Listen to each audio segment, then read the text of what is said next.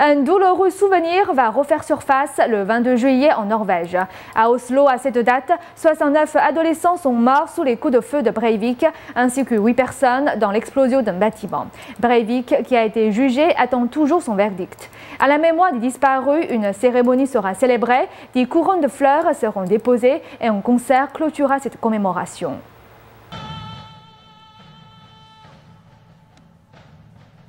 Anders Behring Breivik est l'auteur de la plus grande atrocité à avoir touché la Norvège. À Oslo, en juillet de l'année dernière, une explosion dans un bâtiment gouvernemental avait tué 8 personnes. Et sur la côte de l'île d'Utøya, Breivik a tué 69 autres personnes à coups de feu, presque tous des adolescents. Dimanche prochain marquera le premier anniversaire de ce massacre. Anders Breivik a été jugé et attend le verdict.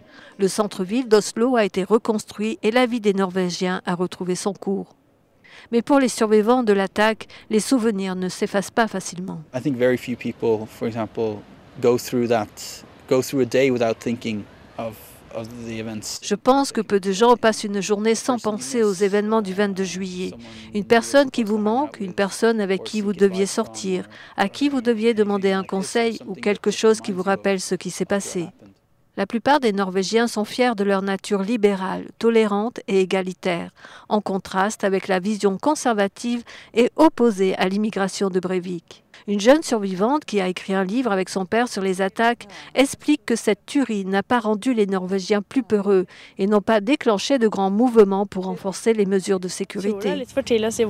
Je pense que c'est trop tôt pour dire comment cela va affecter la Norvège à long terme. Il y a eu des débats sur la sécurité, des débats sur la prévention d'attaques futures, mais moi-même, je sens que les Norvégiens et les immigrants sont encore plus proches qu'avant.